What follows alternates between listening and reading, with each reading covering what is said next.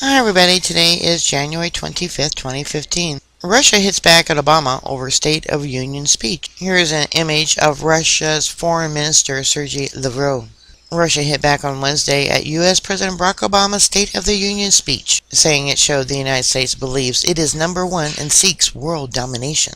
Obama said his country was upholding the principle that bigger nations can't bully the smaller by opposing what he called Russian aggression and supporting democracy in Ukraine, and that Russia was isolated. The Americans have taken a course of confrontation and do not assess their own steps critically at all, Russian Foreign Minister Sergei Lavrov told a news conference. Yesterday's speech by President Obama shows that the center of the U.S. philosophy is only one thing.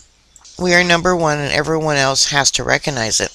It shows that the United States wants all the same to dominate the world and not merely be first among equals. This phase would pass, Lavrov said, and added that it would take time for U.S. thinking on its foreign policy to become less aggressive. I would prefer all countries to adopt the philosophy of cooperation, not dictate, he said. Relations between Russia and the United States have sunk to the lowest levels since the end of the Cold War, mainly because of Moscow's confrontation with the West over the crisis in Ukraine, during which the West has imposed sanctions on Russia. Lavrov said ties between Moscow and Washington had seriously deteriorated in 2014 and called for a constructive cooperation, including on Iran and Syria.